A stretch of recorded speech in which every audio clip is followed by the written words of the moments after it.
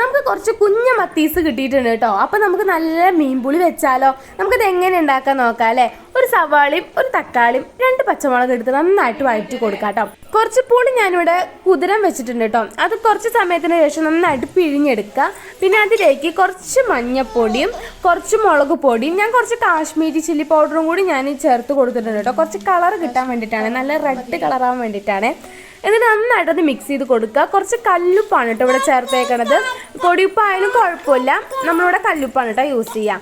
നന്നായിട്ട് ഇളക്കി കൊടുത്തതിന് ശേഷം നമ്മുടെ ഈ വഴറ്റി വെച്ച മിക്സ് ഉണ്ടല്ലോ, അത് നമ്മുടെ ഈ മുളക് വെള്ളത്തിലേക്ക് ഇട്ടിട്ട് നന്നായിട്ട് ഇളക്കി കൊടുക്കാം. ഒരു തള വന്നു കഴിഞ്ഞാൽ നമ്മുടെ ഈ കുഞ്ഞമത്തീസ് ഉണ്ടല്ലോ, അത് മൊത്തം ഇതിലേക്ക് ഇട്ട് കൊടുക്കാം കേട്ടോ.